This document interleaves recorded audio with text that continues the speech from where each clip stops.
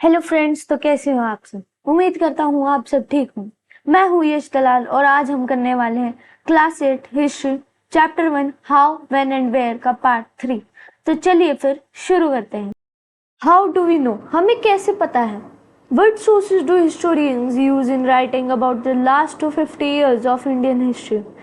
कि ऐसे कौन से सोर्सेज हैं जो हिस्टोरियंस यूज करते हैं जो पिछले 150 सालों में हुआ है इंडियन हिस्ट्री के में।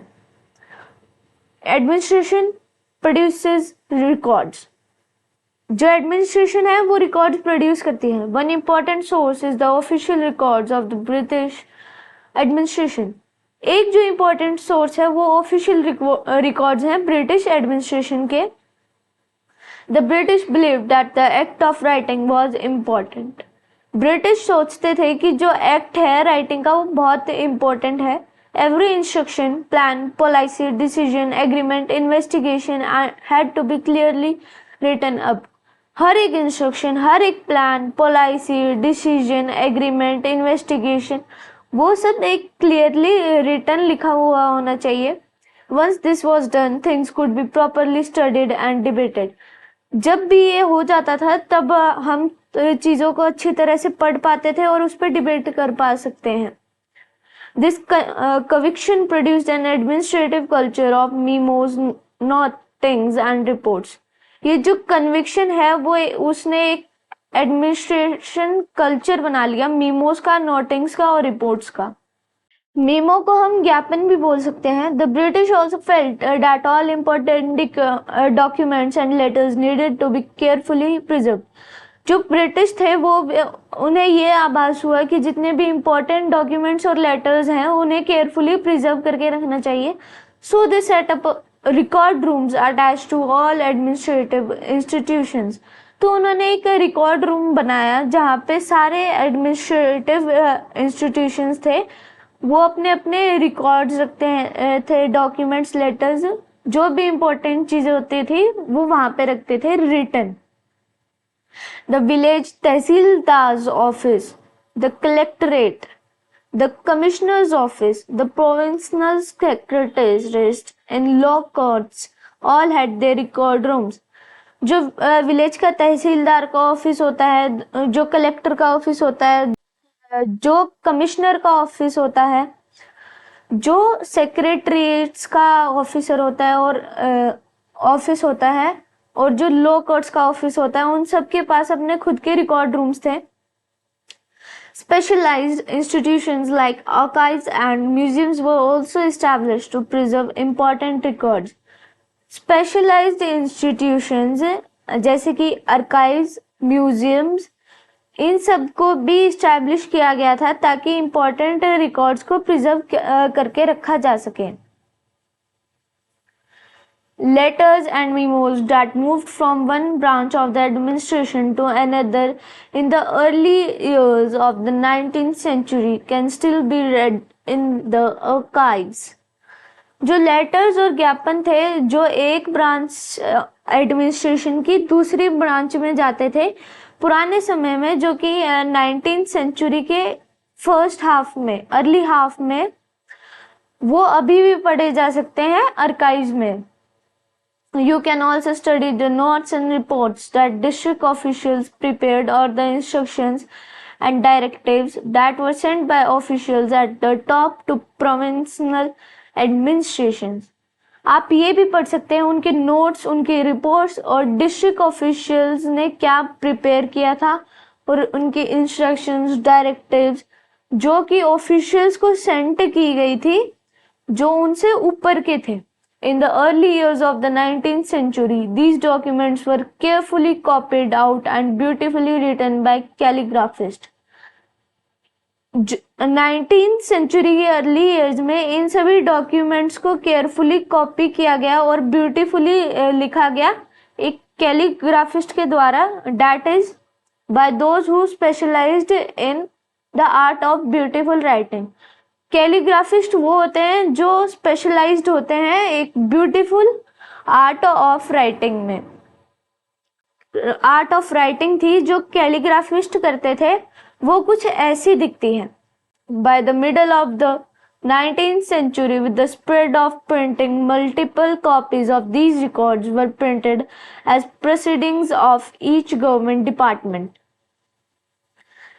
Middle of the 19th century में ये स्प्रेड हो गए थे प्रिंटिंग, और इनकी मल्टीपल कॉपीज प्रिंट होती थी, ईच गवर्नमेंट डिपार्टमेंट्स को प्रोसीड होती थी। फिर figure 4, the national archives of India came up in the 1920s।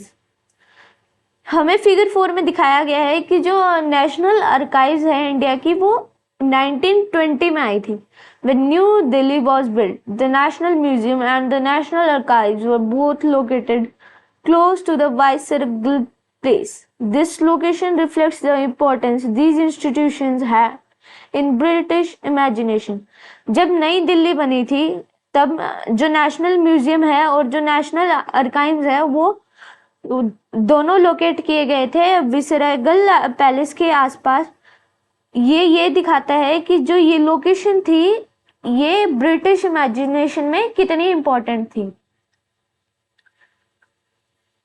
Surveys become important. The practice of surveying also became common under the colonial administration. Surveys भी जरूरी बन गए। जो प्रैक्टिस थी सर्वेइंग की वो बहुत जरूरी बन गई कॉलोनियल एडमिनिस्ट्रेशन के under. The British believed that a country had to be properly known before it could be effectively administrated. British थे वो सोचते थे कि जो एक कंट्री है उसे अच्छे से जानना चाहिए उसे एडमिनिस्ट्रेट करने से पहले। By the early 19th century, जो कि अर्ली 19th सेंचुरी थी, उधर तब detailed surveys were being carried out to map the entire country. एक डिटेल्ड सर्वेज कैरिड आउट करे जा रहे थे पूरी कंट्री को मैप करने के लिए। In the villages revenue surveys were conducted. Villages में रेवेन्यू की सर्वेज कंडक्ट किए जाते थे। The effort was to know the topography, the soil quality, the flora, the fauna, the local histories and the cropping pattern. जो effort थे वो topography, soil की quality, flora, फोना, लोकल हिस्ट्रीज और क्रॉपिंग पैटर्न को जानने के लिए किए गए थे। All the facts seen as necessary to know about to administer the region. ये सारे वो फैक्ट्स थे जो जरूरी थे एडमिनिस्ट्रेट को करने के लिए उस रीजन को। From the end of the 19th century, कि जो 19th सेंचुरी का एंड जैसे जैसे आता रहा तब से census operations were held every 10 years। तब से जो सेंसस है वो ली जा रही है, हर 10 साल में सेंसस होती है, जनगणना। These prepared detailed records of the number of people in all the provinces of India.